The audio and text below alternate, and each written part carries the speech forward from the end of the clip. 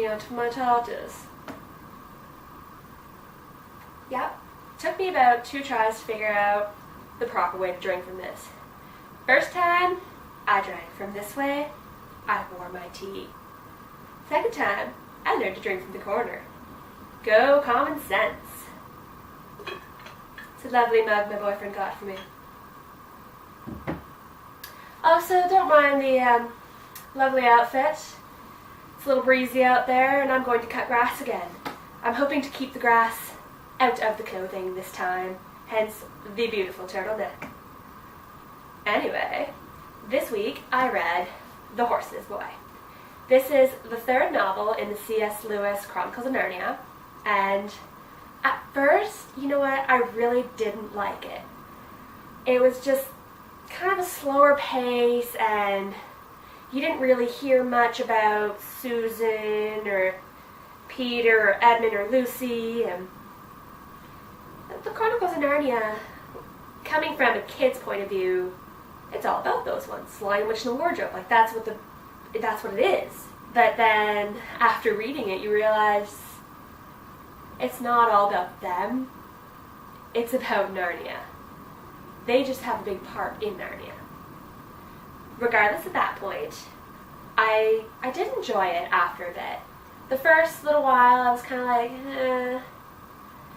But when you first start reading it, it's about Shasta. He's a boy who runs away with this beautiful horse, Bree.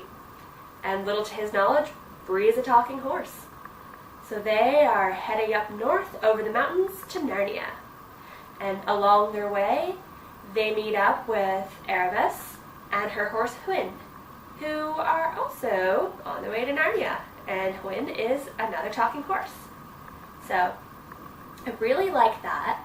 There's a great relationship between the children and the horses. And it's really interesting because at first, Shasta and Erebus, they don't like each other. And it just changes. Like, it's a very dynamic story. So when it starts, it's kind of slow. The characters are slightly shallow. And then there's a big chase and this running, and then there's a little more character development. I find this book was a little slower to develop than the first 2 I've read, but after about halfway through it, maybe about 2/3, I started to really enjoy it. Like, that last third of the book went really fast.